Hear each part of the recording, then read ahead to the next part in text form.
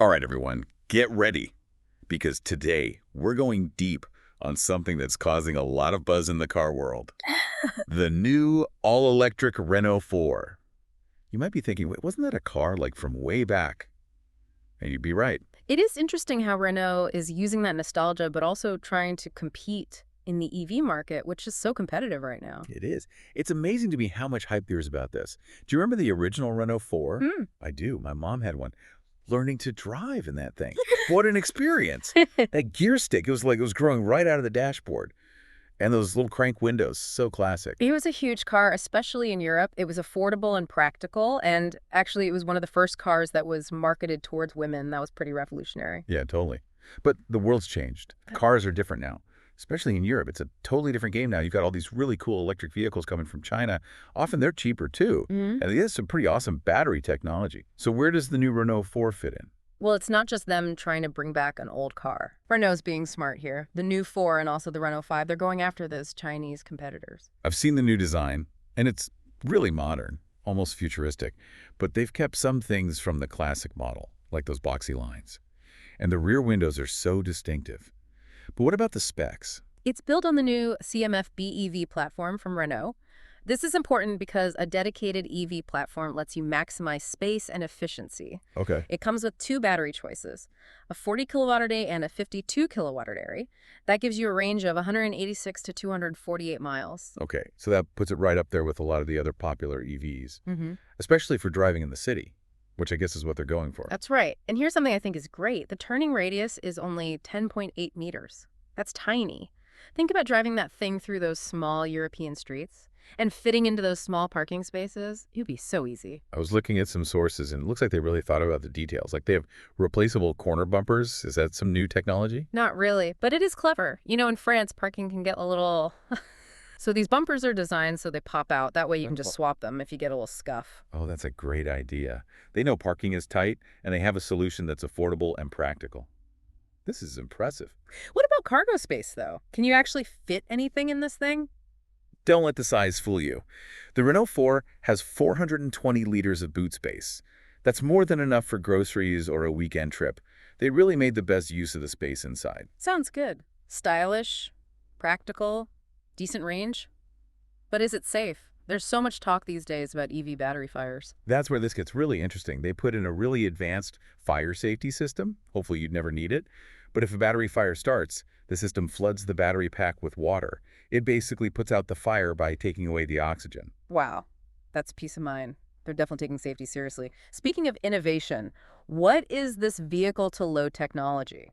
Vehicle-to-load, or V2L, it's like you have a generator in your car. The Renault 4 can power things outside the car. So imagine you're camping and you don't have electricity. You could power your lights, charge your devices, even use a small appliance. So wait, it could even power my house during a blackout. That's right. Your EV becomes a hub for your energy needs. I think this will really change how we think about electric cars. I think so too. It's really a big change in the auto industry. Cars aren't just for getting around anymore. They're part of this bigger system of energy and connection. It's like cars are changing just like our lives are changing. But before we get too far into the future, I want to go back to the interior of the new Renault 4. The sources mentioned something called a multi-sense button. I'm not really sure what that is. Oh yeah, the multi-sense button. Basically, it helps you organize your dashboard. You can pick what information you see, depending on what you need at the time. So like if you're driving in the city, you can make the map bigger and get rid of other distractions. I like having different dashboards. Exactly. And they also kept regular buttons for the important things, like the climate control. No more trying to change the fan speed while you're driving. I'm so glad. Touchscreens can be so annoying when you're trying to drive. It also looks like it comes standard with Google Maps. Yeah. It's great to have a navigation system that you already know and that works well, Yeah. especially when you're somewhere new. So they have everything covered. But comfort is a big deal when it comes to cars. What about the seats and storage in the new Renault 4? It sounds like they really focused on making things comfortable for the driver. The seats are adjustable, and they even found ways to add a lot more storage space, like compartments and things like that. They used every little bit of space they could. That's always great, especially for people who keep a lot of things in their car. Mm. And I have to ask, that canvas roof, is that really coming back? Oh, yeah. They brought back that classic feature, but they made it modern. Imagine driving around with the top down. just like the old days. It's amazing how they combine that nostalgia with all the new stuff. But with all this talk about EVs from China, how do you think the fans of the original car will feel about it? That's the big question. It's always hard to change a classic. You don't want to make the purists mad. But I think Renault did a good job of mixing the old and the new. They kept the spirit of the original, that practicality, that simplicity, that sense of adventure. But they added all the modern technology and design. Mm. But is it enough to attract new drivers? Don't forget about the power of nostalgia. A lot of people will have good memories of this car, and that's a strong selling point. Yeah, it's like they're selling a feeling, Mm. more than just a car. But how will they know if it's successful? Is it all about how many they sell? I think it's bigger than that. If this car does well, it could change the whole EV market. Maybe other companies will see this and realize that people want EVs that are affordable and practical and have some personality. It could change how people see electric cars. Not just for rich people or tech people, Yeah. but for everyone. Just like the original Renault 4. Exactly. It's about making electric cars for everyone. And maybe the new Renault 4 will represent that. That's an interesting thought. But we have to talk about nostalgia. Will that be enough to get people to buy a modern car that looks old? That's the risk they're taking. Nostalgia is powerful, but it has to be real. It can't be just a marketing trick. Yeah, it has to be part of the car itself. And I think Renault did that. They didn't just put an old logo on a new EV. They captured what made the original Renault 4 special and made it for today. It's a balancing act. We'll have to see if they did it right. Here's another thing to think about. Could the new Renault 4's success depend on how well it connects with buyers on an emotional level? That's a really good point. In a market with so many EVs, it's important to stand out. Maybe the combination of nostalgia and practicality and that French style will be what makes the Renault 4 different. It's definitely a car that's getting people's attention. But ultimately, whether it succeeds might depend on something you can't measure. Something beyond just the features and specs. You're right. It's about capturing people's imagination, making them feel something, and telling a story that they connect with. And maybe in a world where all cars are starting to look the same, that's the most innovative thing of all. I like that. So we've talked about the interior of the car, we've talked about the multi-sense button, but can you explain what that's actually like for the driver? Okay, so imagine you're driving in Paris, the streets are crowded, you're trying to find this great bistro that you found online. With the multi-sense button, you can make the navigation on the dashboard the main thing you see, so you won't be distracted by other information. Then let's say you're driving on the highway later. You can switch it so that you see how much battery you have left and how far you can go. You can see what you need to see at that moment. So it's not just about having cool technology, it's about making that technology work for you so that driving is less stressful and more fun. Exactly. And remember, the Renault 4 comes with Google Maps. It's already built in. I can't tell you how many times that saved me from getting lost. It really makes a difference, especially when you're traveling. But what about those Renault fans who love the R-Link system? Don't worry, you can still get the R-Link system. It's an Yes. option. It's a great system, especially if you're used to it from other Renault cars. You can choose what you like best. That's great. But at the end of the day, a car has to be comfortable to drive. What about the interior of the Renault 4? How comfortable is it? They put a lot of effort into making sure the driver is comfortable, and the seats are designed to be comfortable even if you drive for a long time. And there's a lot of storage space, too. They really used all the space in the car. That's always good, Mm. especially if you have a lot of things in your car. Oh, Okay, one last question. What do you think the new Renault 4 will be remembered for? that's a hard one. It's hard to know what the future holds, but I think this car could be really important for electric cars. It's changing the idea that electric cars have to be expensive or weird.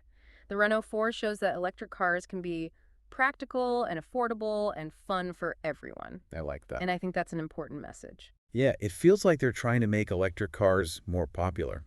Not just for people who love new technology, but for everyone. And if they can do that, it's not just about how many cars they sell. It could inspire other car companies to do the same thing, to make electric cars that are affordable and accessible to everyone, and maybe that will change how we think about transportation. I love that.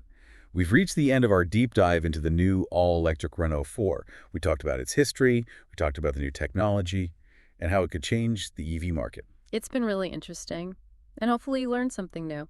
We want to hear what you think. Leave us a comment and tell us what you think about the new Renault 4. And if you like this deep dive, don't forget to like this episode and subscribe to our channel. We'll be back with more deep dives into interesting topics.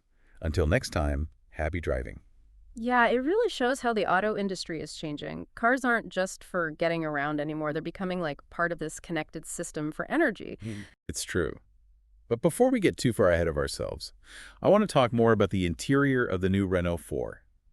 Our sources mention a multi-sense button. What is that exactly? Right, the multi-sense button. It basically declutters your dashboard. You can customize the information you see. It depends what you need to see at that time. So if you're navigating in a busy city, you can prioritize the map and minimize all the other stuff so you don't get distracted. Oh, so it's kind of like switching between different dashboards. Yeah, that's a good way to think about it. They also kept physical buttons for the main functions, like the climate control, no more searching through menus on a touchscreen to change the fan speed. Oh, thank goodness. Yeah. Nothing is more annoying than trying to use a touchscreen while driving. Speaking of user-friendly features, it looks like the new Renault 4 has Google Maps. That's right. It's standard. Having a navigation system you're familiar with that you know is reliable and makes a big difference, especially in a new city. True. And for people who prefer the Renault R-Link system, is that still available? Yes, it is. It's an option. The R-Link system is a great system, especially if you're used to it from other Renault cars. So they're giving people options. That's good. But, Mm. comfort is key when it comes to cars. What are the seats in the Renault 4? And the storage? It looks like they've designed the seats to be comfortable, like even if you're on a long drive. And they've managed to include a lot of storage space too, like little cubby holes and things like that. All those little spots to put things are so helpful. Yeah, And I've got to ask about that canvas roof. Are they really bringing that back? they are. They brought back that classic feature, Uh-huh. but they modernized it. Just imagine yourself cruising down the road, top down, wind in your hair, like the original. They really did a good job of combining that nostalgia with the modern stuff. But all this talk about competition from China, Mm. how do you think the real Renault fans are going to react to this? That's a good question. It's always tricky when you bring back a classic. The hardcore fans might not like it. But I think Renault did a good job. They found that balance between the old and the new. They definitely kept the spirit of the original, the practicality, the simplicity, the sense of adventure. But they updated the technology and the design. But will that be enough to get new people to buy it? Well, don't forget about nostalgia. This car will bring back good memories for a lot of people. And that's a big deal. Yeah, it's like they're selling a feeling more than a car. But how do we measure if the new Renault 4 is successful? Is it just about how many cars they sell? I think it's more than that. If this car does well, it could affect the whole EV market. Other car makers might look at this and realize that people want EVs that are affordable and practical and fun. Maybe it could change how people think about electric cars. Right now they're seen as either luxury cars or just weird cars. But maybe the Renault 4 can show that they can be for everyone, like the original was. Exactly. It's about making electric cars accessible to everyone. And maybe the new Renault 4 will become the symbol of that, just like the original was a symbol of accessibility back then. That's a really cool idea. But can we really ignore the elephant in the room? Nostalgia. Is that going to be enough to convince people to buy a modern car with a retro look? That's the gamble they're taking. Nostalgia is powerful, but it has to be genuine. You can't just fake it. Right. It has to be part of the car's identity. And I think Renault did that. They didn't just slap a retro badge on a new EV. They really captured the spirit of the original Renault 4. And they reimagined it for today. It's definitely a balancing act. Only time will tell if they got it right. But here's something else to consider. What if the success of the new Renault 4 depends on whether it creates an emotional connection with buyers? That's a great point. It's important to stand out in a market with so many EVs. Maybe the combination of nostalgia and practicality and that unique French style, maybe that's what will make the Renault 4 special. It's definitely a car that's making people think and talk. But ultimately, whether it succeeds might depend on something you can't measure, something beyond just the features and specs. You're right. It's about capturing people's imagination, making them feel something, and telling a story that resonates with them. And in a world where all cars are starting to look the same, maybe that's the real innovation. So we've talked about the multi-sense button, but what's it actually like to use it? Okay, let's say you're driving through Paris trying to find this cute little bistro. It's crowded and you're trying to navigate. You can use the multi-sense button to make the navigation the main thing on your dashboard. You can minimize everything else so you don't get distracted. Then later that night, you're on the highway. You can switch it to show your range and how much battery you have left. It's all about getting the information you need at that moment. So it's not just about having the latest technology, it's about making that technology work for you. to make driving easier and less stressful. Exactly. And the Renault 4 comes standard with Google Maps. I can't tell you how many times that saved me when I've been in a new city. Yeah, a good navigation system is so important, Yeah. especially when you're traveling.